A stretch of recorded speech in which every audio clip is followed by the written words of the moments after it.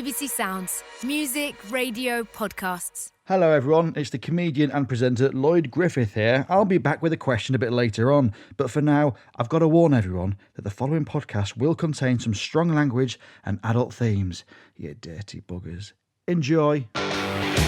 Crouchy P on the MIC. We're doing this not for free, we're doing it for the massive. Got to bash out a quick Mike Dean slaughters chickens in the local park. Was it David or was it David? No, not that phrase. the one that David said to you. I don't want to do that. That's why I've asked you the question. Pancake. Pancake.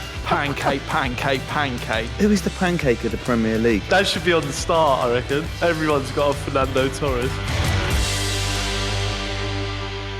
Well, hello and welcome to That Peter Crouch podcast with me, Peter Crouch, Chris Stark, Tom Fordyce. How are we, boys? Hey.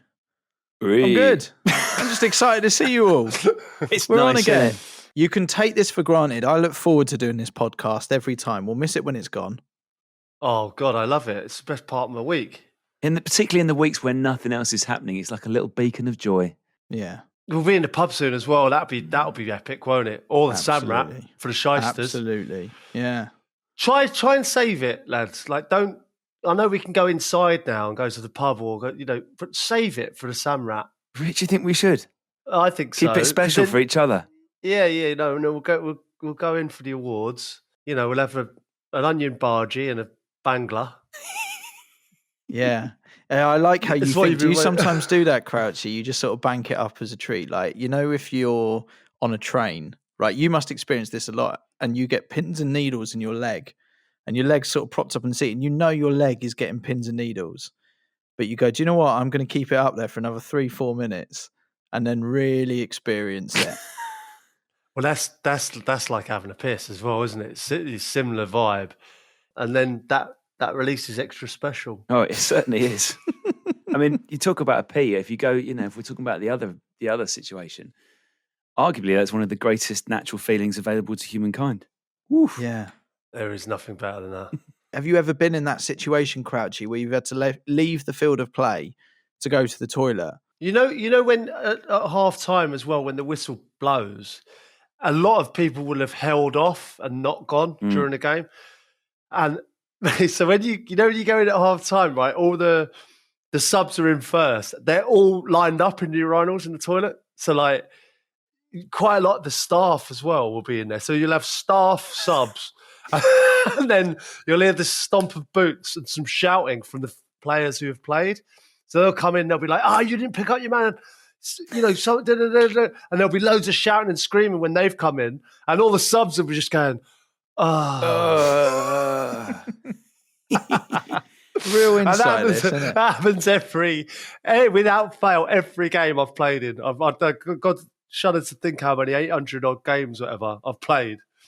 Is the dream scenario for you, Crouchy, there that you go to toilets and all the urinals are taken, therefore legitimately you can go to one of the toilet cubicles and enjoy using that rather than the urinal? Yeah, I mean, quite often it depends if you get the Emirates or the Etihad, there's plenty to choose from. But, you might be at Fulham and there might, you're looking at one or two max. Tom, I think that's quite shithouse behaviour of you. I'm going to call you on this before we get into the whole Shyster Shithouse Awards chat. But the queue for the cubicles at the football is appalling every time. Some away ends, it's just like it's like a game of Snake. How everyone is queuing for the toilet. No one's having a dump, are they? No, Tom Fordyce is sat on the toilet enjoying a sit-down wee. I would stand in front of it. But you're right, Chris. I think probably the most intense man-to-man marking that you will get within the confines of a football ground on Saturday is that half-time away toilet where, depending on the ground, you may well have a vast stainless steel trough, and you get in there, and every single spot is taken. So you line up behind the man you think is most likely to finish first. This is good insight for me because I remember that when you stand behind someone you think will finish quick, and if you've got a kid or something, they're in and out, aren't they? Yeah. If you've got the drunk fella who's like pissing like a racehorse, goes on forever. He could be there till the whistle blows for the start of the second half.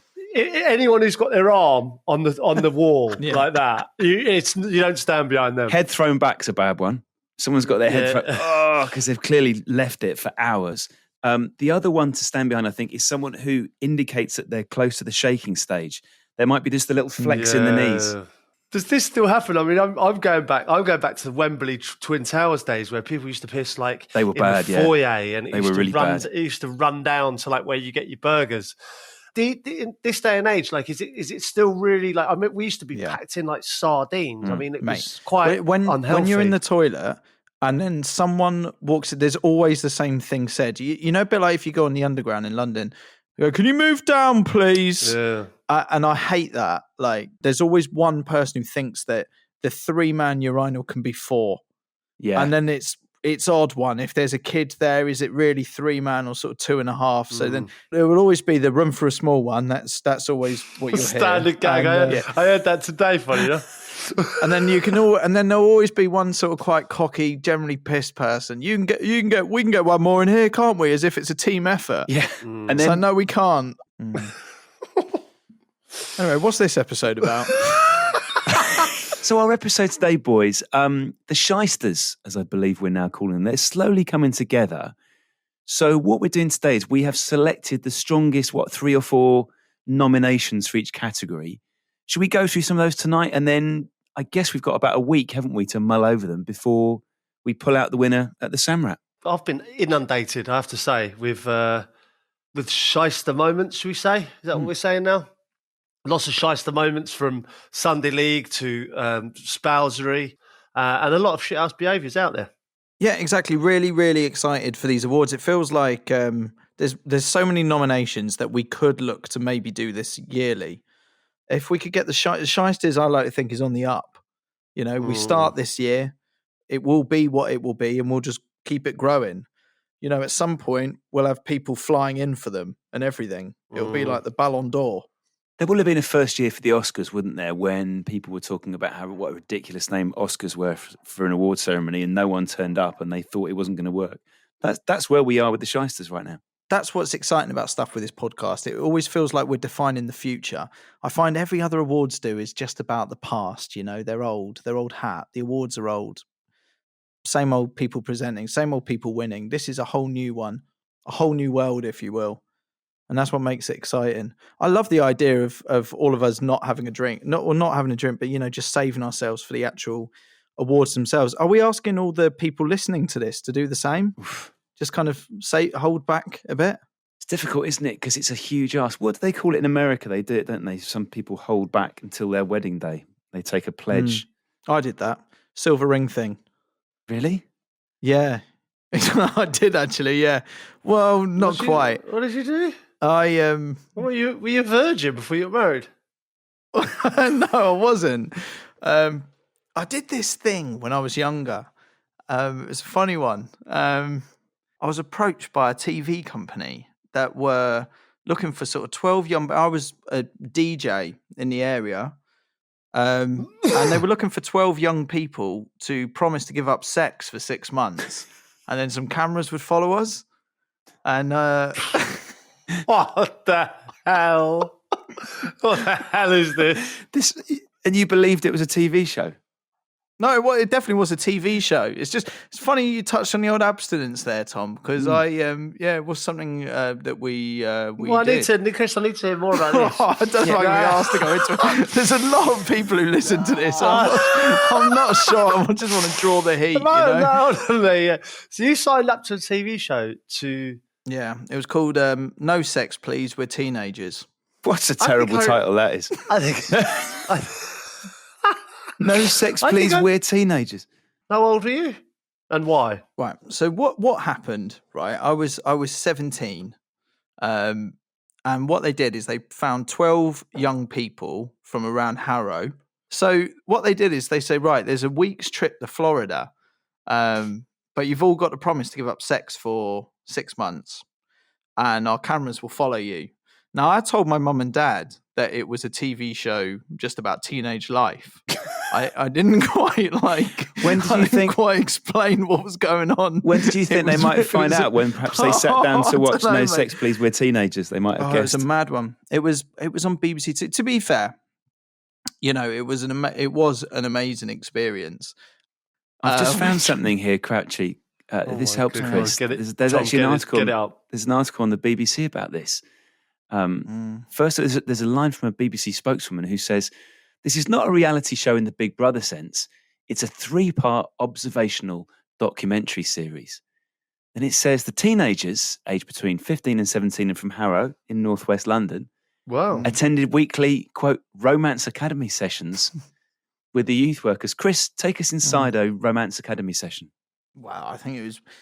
Look, I'm sure Crouchy was doing the same between 15 and 17 in his respective part of London as well. You know, I assure you I wasn't. I'm not sure I should have said any of that. I'm really not sure I want That's this one. blown my mind, that. Crouch going for the spectacular.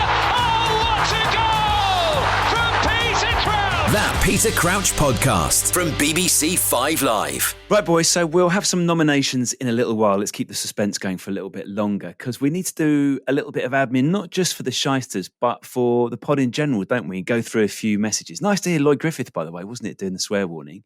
He'll have his question later. In the meantime, a message from Mark. Did you see the golden bottle of champagne that Rangers captain James Tavernier gave to Steven Gerrard ahead of being presented with the Scottish Premiership trophy?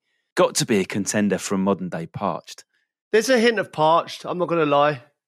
There's a hint there. I thought, similar about, when Leicester won the FA Cup and Kasper Schmeichel sort of got the owner involved. And I thought it was a beautiful moment, a beautiful moment. Where there was the bad side of me, like the little Parch devil on the shoulder was just thought, he just a tiny 1% just went, it's a bit parchy. Have you seen this bottle of champagne, Chris? I'm going to hold it up the screen. It's this golden one. I saw it at the time. Yeah, I have to agree. I saw it at the time. I thought I did a little thing inside my head because Gerrard put it up on his social, didn't he? That's right. Which made me wonder, do you reckon he's tried to get away with just sending him a little gift? Gerrard's only gone and put it on his social, which is a bit surprising in its own right. And then all the other players have seen it and either gone, shit, I didn't get a present, or are giving him absolute pelters for being parched. Listen, you best going under the radar. Do what I did. Just play, 20 odd years, slip under, don't be parched, don't give out tickets. I've only ever seen Gerrard impressed with football. Did anyone, when you were playing with Gerrard at Liverpool, because all the examples of parched behaviour we've heard of so far is player to manager, but Gerrard was so influential at Liverpool. Did anyone try one of the very first player-on-player parchings? I have seen manager to player parching. I have seen a reverse parch. There is a reverse parching Hold on, scenario. actually, just break this down. So you're saying not necessarily a present, but I'm saying like parch like behaviour. Yeah. So I need this player so much. I'm going to let him get away with more, or I'm going to treat him to more. I'm going to, see, get him in the office more, talk to him more. There's definite reverse parching going on. That's extraordinary. What about player to captain parching then? So people like yourself, did you feel you had to parch Stevie G up a little bit just because he was so unbelievable parching in that scenario? Because let's be honest. I mean, those boys, like the local boys, certainly. You really like JT and Lamps at Chelsea. You had Steven Gerrard and Jamie Carragher maybe at Liverpool, and it's like, you impress them if they're happy with you. Like the management's happy with you. It's like whatever they say goes. So yeah, of course you want to get those boys on side. All right. What about widening it up then? Who was parched at Liverpool? Yeah, but it depends where you're going. Like I'm saying more a manager. Your classic standard parched. Yeah, your classic parched. The thing is like my manager at Liverpool was Rafa Benitez, and you couldn't get anywhere. You couldn't parch him if you tried. He's parch proof. Yeah, he literally is parch proof. Yeah, you just couldn't get well done of him. You can't read him. You couldn't. Nothing you say is going to influence him. If you're leaving Xabi Alonso out of squads and putting Steven Gerrard on the bench when you want, or there was no rhyme or reason to what he did sometimes, and you thought, no, there was no getting through to him. It wasn't a Spanish parching. There's no way you could butter him up. He's going to do what he's going to do. You see a fair bit of fan parching as well, but it's not really called that. You'll see someone on social media write something to a player, and then the follow-up, which I think is a kind of, we don't call it fan parching, but I think the follow-up is often, they're not going to shag you, mate, which is kind of what kills standard, it. You know? Standard. It's standard. But that's like, you're not allowed to say anything on social media or anything nice about anything, are you anymore? We don't encourage why? nice words. But it's not. It's social media seems to be quite a harsh place now. If I said to you, Chris, nice top in that photo, someone will they'll guarantee there'll be one underneath. He's not going to shag you, mate. Always. I wrote some kind words just about football in general the other day. You can't go expressing love for football on social media, Chris. Anyway, I just wanted to express some love for football. Leicester result as well, just seeing fans who really care. Put on Twitter that I love football. I felt the need to put in brackets, I know it's not going to shag me. But also, I quite like that about our culture. I do. I agree, Cratchit. It reminds me of do you remember when David Blaine went in that glass box? Suspended glass box, and in America they were all loving it when he tried it. It was amazing. Like, it's amazing. Incredible. Over here, on a Saturday night, people were getting remote-controlled helicopters and flying golf balls as well. Wasn't golf it? balls from South London. Then other people were using little model helicopters to fly Big Macs past the glass box. I've seldom felt more proud to be British. We're very different, aren't we? Very different. Another thing about David Blaine, everyone goes, it's incredible, it's amazing. David Blaine, when he was frozen in that ice cube in New York, right? He came out and had hypothermia and almost died, right? So they got him straight in the ambulance and he got carted off, and he was so close to death. I could do that. I could go I could go in an ice cube. I could go in an ice cube and go straight to hospital afterwards. That's not magic, is it? There's nothing magic about it. That's not a trick.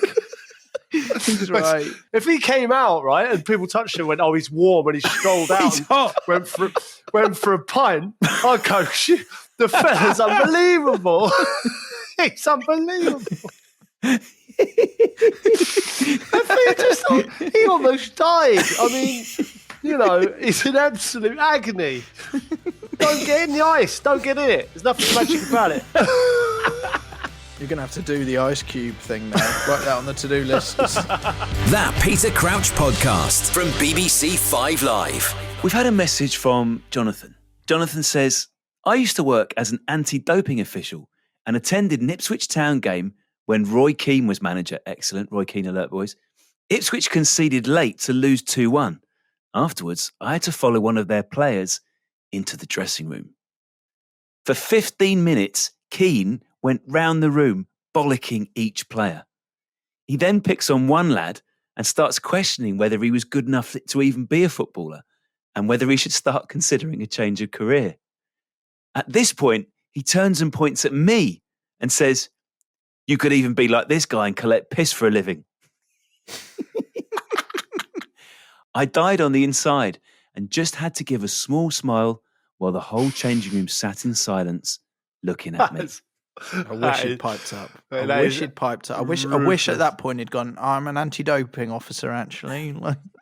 Oh my God. Imagine the reaction. Do you know those boys? I do feel sorry for them. They do get some grief. They come in, they try and do a job, and because you're not supposed to know when they arrive. So we're all out training, and then we'll see them with their clipboards, and they're all like hovering near the near the entrance to the training ground.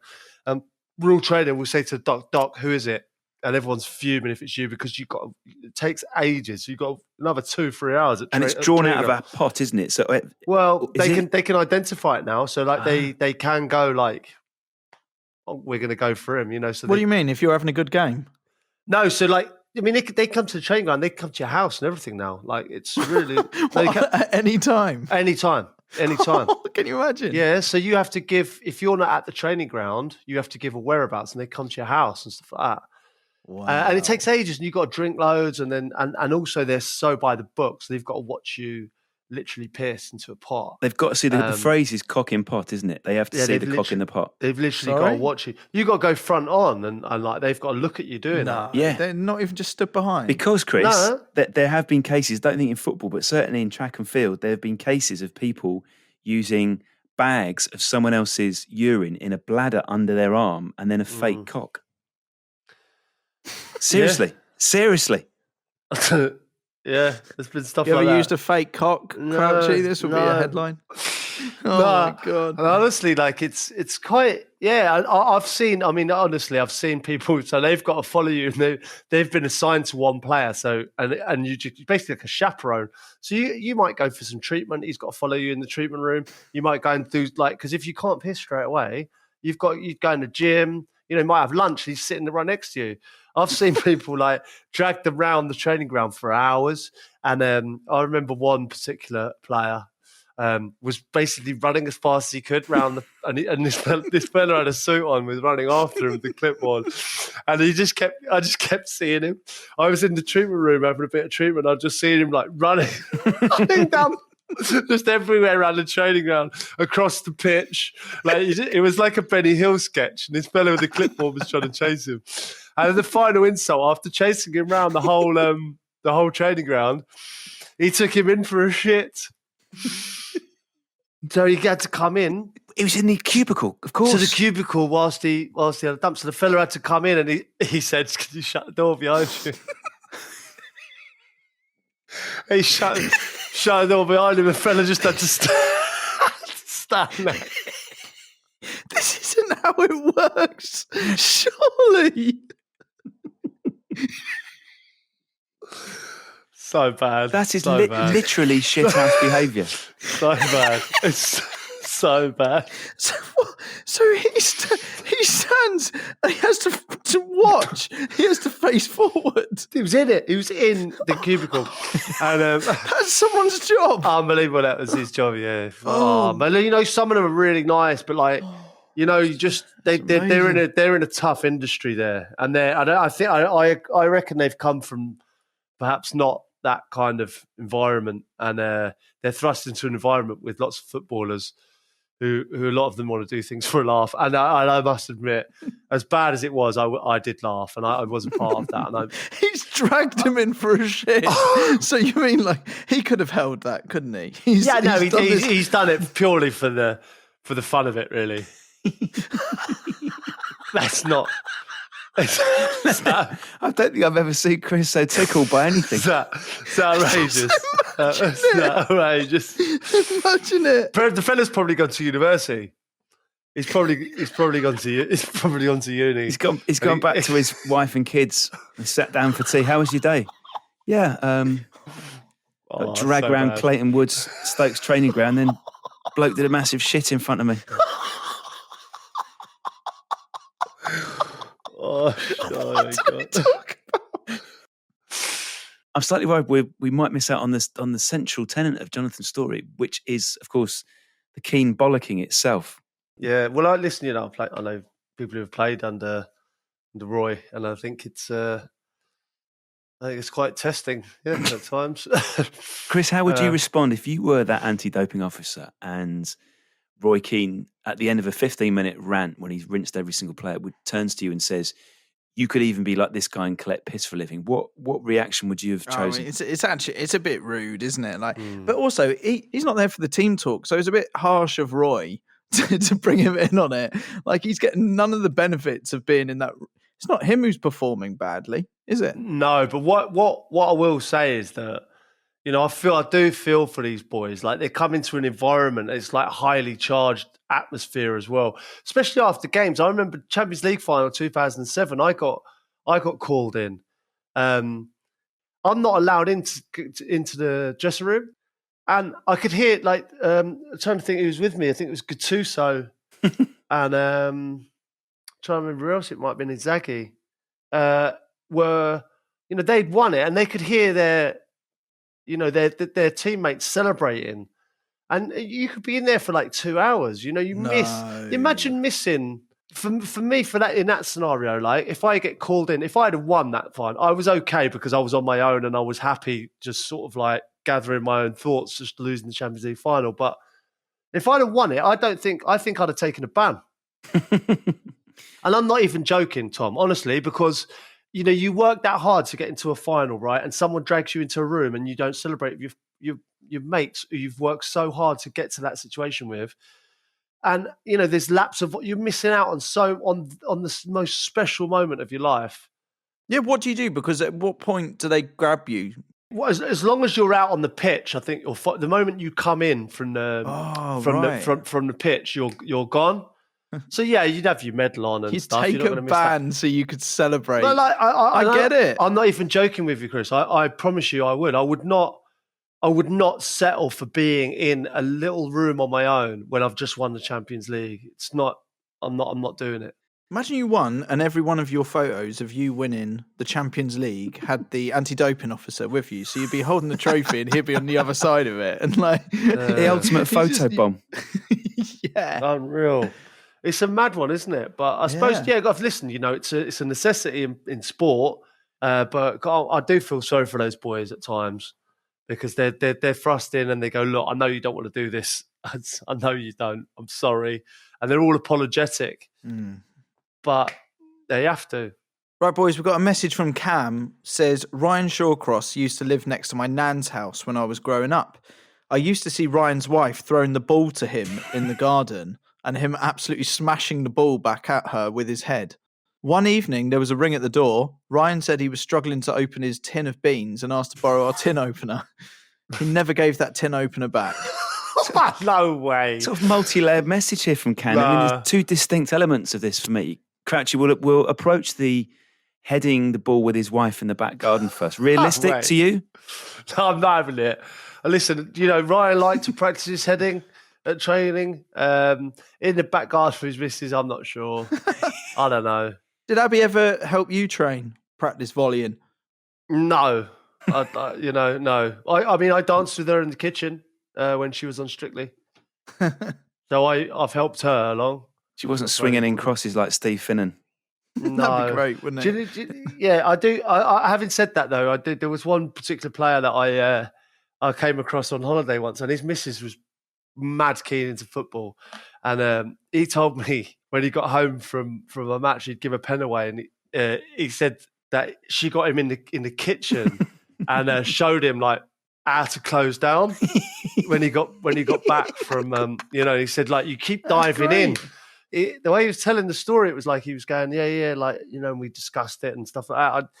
That's so alien to me because Ab's not that keen on football, so she wouldn't dissect, my play like that. But she knows you so well. I think there's something to be said for it. If your husband or your wife, they know your personality, they know your fears, they know all of that. There's something to be said that footballers should and could work with their partners in a more effective training relationship, perhaps. Yeah, it makes sense. I think if I haven't got that, and the reason me and Ab have worked for so long is because I like to come home and completely switch off, and that is nice. The subject getting changed or talking about other things straight away because I don't want to talk about it all the time. But there are people out there that do want to talk about it that would work like that. What about the second part of Cam's message? The idea that Ryan Shawcross has decided to have a tin of beans for his tea, and secondly, that he doesn't have a tin opener. I'm going to call bullshit on Cam. What's he having? He's having beans for dinner and Calf Shawcross is throwing balls at him. I wonder if it's mistaken identity because this whole thing just seems quite odd because what I'm imagining, Cam, maybe it's just because of the use of the word nan, but it's sort of, the opening scenes of Coronation Street where it goes along series the house. Of terraced houses, backyards. Yeah, and I'm sort of imagining Ryan Shawcross and his wife out in the garden there practicing headers. There's another possibility here, Chris, and I think you've put your finger on this when you said there may be a case of mistaken identity. It may be the case that it was actually Sinead O'Connor practicing her headers in the back garden and who had a tin of beans and didn't have a tin opener. That's gone quiet, isn't it? Disappointingly so, yeah. Yeah, I've tried to. I've asked Ryan on numerous occasions. I said, Ryan, just give us 5 seconds of Sinead. To no avail. I think his last message to me was the amount of players you've played with in your career stop pestering me about Sinead O'Connor. Oh, he's great. Listen, the thing is, right, he could just solve this by just quick blast. He doesn't even need to sing it, really, just like a little quick blast of it. But this is going to live with him.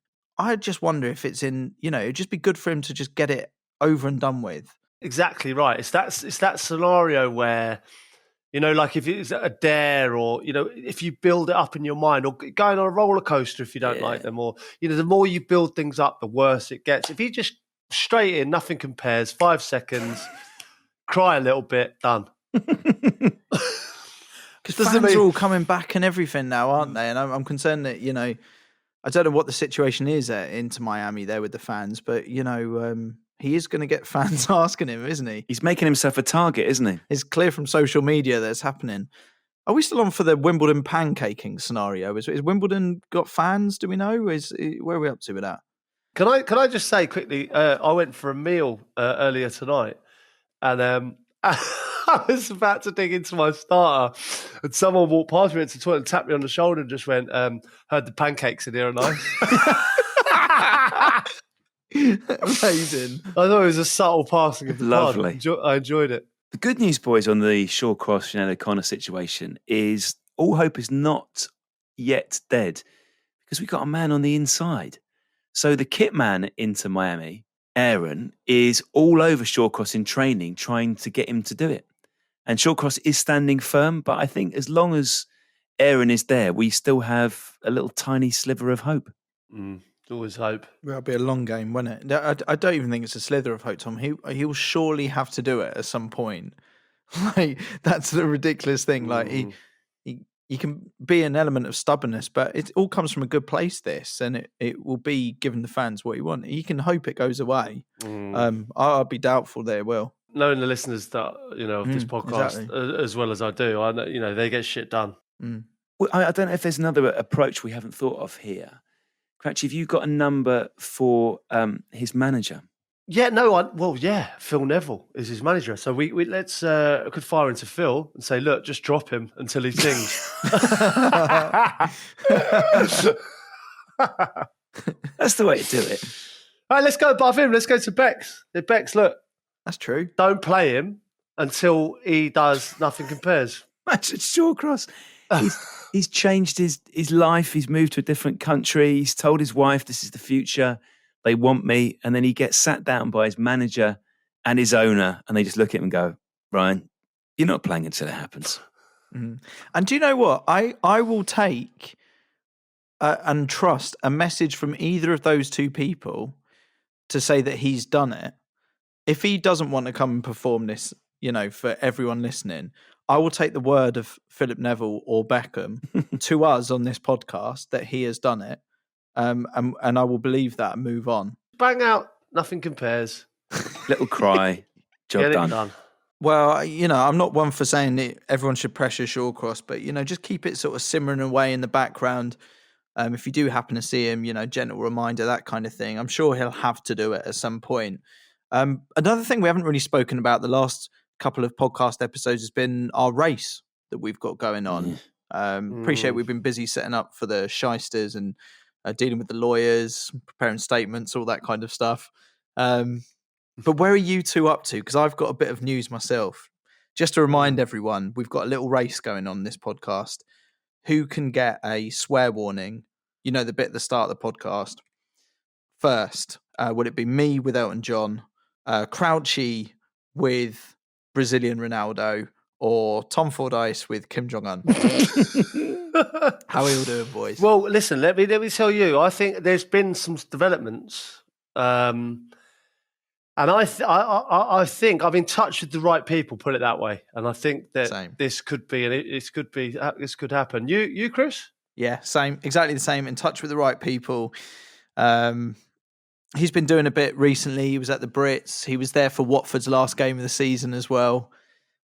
So I would say I'm in a better position than I imagine you are, Tom. But I don't know. Maybe you've got something massive to announce here. Tom, how are we getting on? Yeah, Tom. Can I first of all just say how delighted I am that you two are making such fine progress. How's your progress? Yeah, it's a slightly different situation with me. I don't know if you've been following the news coming out of North Korea.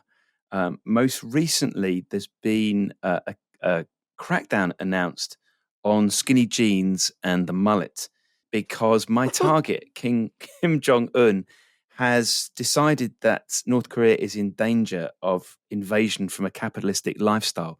Now, I'm reading between the lines a bit there, but I have assumed that the biggest podcast in Britain would be part of a capitalistic lifestyle. So it's not great news for me, but listen, I'm not giving up yet. It is my dream that Kim Jong-un, who's a man who's never left North Korea, will make his first trip outside of his native country to come to the Samrat. Thing is about this race, I don't know if one or all of us will come good by next week, but it is a race and we are going to have a forfeit for the loser. And at this stage, it really could be any one of us three, couldn't it? Well, have we agreed what this forfeit is going to be, Tom?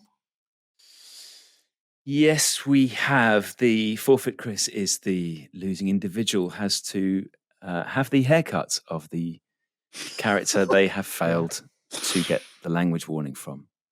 Yeah, good. We're still going with that, are we? I just wanted to check. Amazing. Yeah, I mean, yes and no. I mean, obviously, this might not happen. Crouch, are you convinced that you can get original Brazilian Ronaldo by the end of the series? I have been told that this will happen, but I can't put a time on it. I don't think the race needs a time limit. I don't think this isn't a race for the end of the season. The race will go on, as long as the race needs to go on. It could all end tomorrow. All three of us could come up with a little video message or a little message from whoever. It could all be solved tomorrow. It could go on for many, many years. I don't know. Anyway, good luck to you boys. And to you, Chris, and to you. Yeah. It's time now, boys, for our weekly Mayo Mole update. I write to you with great excitement. Security around the kitchens at Source HQ has got a lot tighter recently. It appears the first prototype of Spray-Naze has been made and is going through the final stages of testing. The magic sound of Spray-Naze going tsh, tsh, has been echoing through the corridors all week. The bosses are getting pretty excited, but it all seems to be under wraps, and there's someone guarding one of the rooms every day. You may think I'm foolish, but I'm going to attempt to borrow a prototype and see if I can get it to you for the Shysters. Yours excitedly, the Mayo Mole. Wow. The only question in my mind here, Chris, have we ever clarified or received assurances from a second or third party that the Mayo Mole actually exists? I've had confirmation. Have you? So we can trust everything the Mayo Mole says? Yeah, I mean, it's been confirmed. The other issue I can see happening there, A, is that Spray-Naze and curry are not natural bedfellows. And also the sort of tight ship that Mr. Islam runs, if you're caught bringing in foodstuffs from outside to have at the Samrat, he's not going to look kindly at that, is he? There's been a hell of a lot of advertising for his restaurant, and he's not asked one bit, is he? I really like that. We asked him about the Shysters, and he was like, nah, mate. Been going there for 30 years as well. We've had one of his leaflets literally delivered to the future King of England. Crouch has done the robot again because it's 100 Premier League goals for Peter Crouch. That Peter Crouch podcast from BBC 5 Live. Right, Lloyd Griffith back again. Firstly, lads, massive fan of the podcast, so thanks very much for having me on. But I've got a question for you, okay? I'm trying to get the bigwigs to allow me to sing the national anthem at Wembley during the Euros this year. Now, I am a comedian and a presenter and stuff, but I'm genuinely a classically trained singer. That is what I've done my whole life. I've been on Songs of Praise, not once, not twice. I've been on Songs of Praise 3 times, okay? I sing at places like St George's Chapel, Windsor Castle, Westminster Abbey, like genuine, the real deal. And I just thought it was about time that a proper football fan got to sing God Save the Queen and lead the 3 lines to glory before a game. What do you think? Boys, I mean, I've known Lloyd a while, and I can vouch for his singing. It's one of those bizarre Subo moments when you first hear him sing, because you might recognise him off sort of Soccer AM or like, the comedy and all that.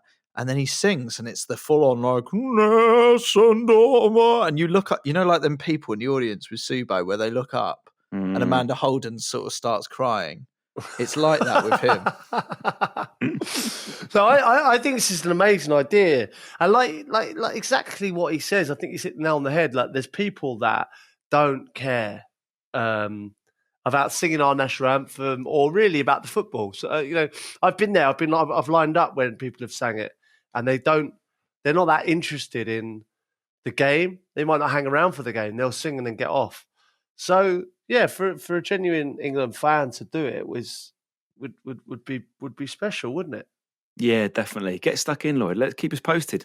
Yeah, I'm wondering if we could possibly give him a little slot at the Shysters just to give it a blast, on the road to Wembley for him.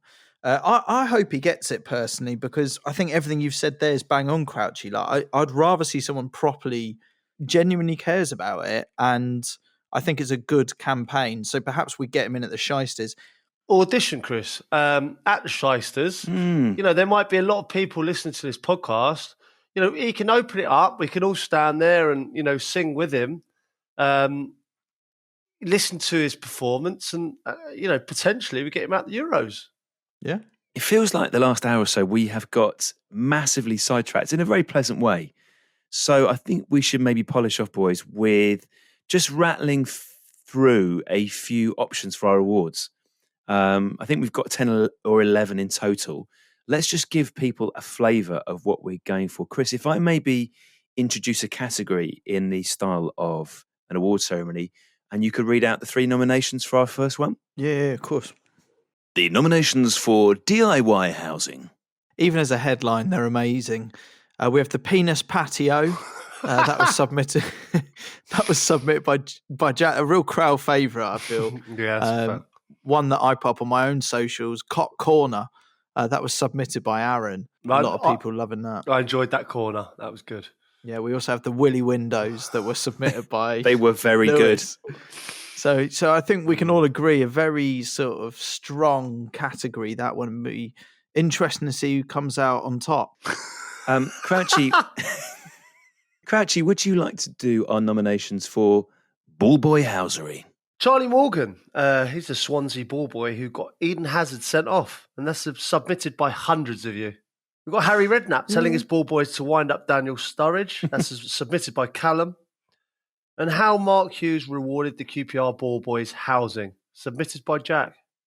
Yeah, we should say, by the way, we've had hundreds, if not thousands, of nominations for this awards. It's bonkers how many people have suggested things. In the meantime, Chris, the nominees, please, for the Grassroots Award. Yes, giving the ball back in the worst possible way. That was submitted by Tyler. The dad who went viral for pushing his son over to save a goal. I think a lot of us have seen that submitted by John. That was amazing. I drove 250 miles to run the line, submitted by Joe. Sending off a 12-year-old who had broken his arm, submitted by Ashley. And Mudball to the face, submitted by Mitchie. Thank you, Mitchie, for that. That is your nominations for the Grassroots Award. Yeah, just before we go, let's rattle through the fatherhousery section of the awards. Nice. Yeah, not Thierry Henry's captain armband, submitted by George for pulling a hamstring. That's Bruce Crouch. Oh, amazing. Bruce, he's in. Your dad's just sent in a nomination. Yeah, there's been a nomination. Oh, that's extraordinary. Yeah, he's fired one in. That's so good. Pulling a hamstring, yeah. That was in the famous tennis match we had. Pig's penis disguised as battered sausage, submitted by Sam. I'm sorry, can you just read that last nomination again for us? That's the pig's penis disguised as a battered sausage. That's great, because under fatherhousery, that means that's a father that's ultimately either receiving that or delivering it. Either way, amazing. Great fatherhousery. Well, these are exciting times. We probably have a little bit of work to do in the next few days, but we know 3 things, boys. Number 1, they're called the Shysters. Number 2, they will be in the Samrat. And number 3, this will be a delightful way to close Series 5 of the pod. Wow. Amazing. Can't believe we've done 5 series. And do you know what? I think with 6, we'll be back stronger. Yeah. Wait, for the Shysters, just a quick what are you wearing sort of vibe. That includes everyone listening to this as well. Can't be asked with suits, if I'm honest. No. And also, I don't think it's really in keeping with, a new age awards do. No. Crouchy, you rocking some sort of Ted Baker number or what? Like what we? Well, what would you like us as nuns? What do we do? Eyebrows raised from What would you Fordyce. like? Well, let's be honest. I mean, we went to the Palace. You came as Liam Gallagher, and Tom put red chinos. Did I tell you? Did you get? Have we very quickly discussed this? Like, did you get a letter from Prince William afterwards? Right? Did you get a Christmas card? Yeah. Right. I got a letter, and part of the letter was giving me. He was like, I don't agree with what the boys said. He said this and that. I don't agree with what the boys said. I don't think you look like Liam Gallagher. Noel, perhaps, but not Liam. Mate, Palace shithousery. It was Palace shithousery. Royal shithousery. Royal housery. Love it. Yeah. He's on board. What are we wearing? Or decide on WhatsApp. We could just fancy dress it for no Shall reason. we? Why don't we do not? wild card fancy dress? Like each one of us doesn't know what we're going to turn up in. Can we be asked or like? It's a definite. Can we be asked? But I think if we do, I think it'd be quite funny. But on the same, I get like just not doing it as well. This is exactly the type of conversation I've had with mate. Like it's kind of like, shall we? Let's just do. Put it out there. Well, let's just do it then. Just put it out there to the listeners. Fancy dress or not? Yeah. Let All right, us know. why don't we just put it out there? Like fancy dress or not? If it's fancy dress, just message each one of us with suggested fancy dress. Love it. Great just give us a shout. bit of inspiration. Start giving us some ideas. I just had a vision. I remember. Have you ever seen me in that parrot outfit when I go to Liverpool? if I'm sitting there in a Samrat in a parrot outfit trying to do a serious awards evening, A serious awards evening. what are we doing? Why is the biggest question. Tremendous. Yeah, well, I'm quite excited now. I've got that little feeling just inside there, just like, oh, it's happening. So we'll see you all there. It's going to be the next podcast you hear will hopefully be the Shysters. Hopefully we'll be at the Samrat. I'm kind of hoping we'll be in fancy dress. I'm also sort of 20% can't be asked, but we'll see. We'll see you there. Cheers. Nice, boys. That Peter Crouch podcast from BBC 5 Live. Available now on BBC Sounds. Hi, I'm Eddie Hearn and I'm back for a third series of No Passion, No Point. In the latest episode, I'm speaking with former Manchester United and England centre-back Rio Ferdinand. I got a phone call before, just as I was going to Leeds, and I could have gone Chelsea, and I just said to the geezers, there's just no point in even trying to pitch the idea to me. I need to leave London. I got all my mates, I go out every weekend, and I didn't have a handbrake. And if you would have stayed in London, if you would have gone to Chelsea, who knows? I'd have been at Orient in 2 years. Serious. With your dad. No Passion, No Point. Listen whenever you like on BBC Sounds.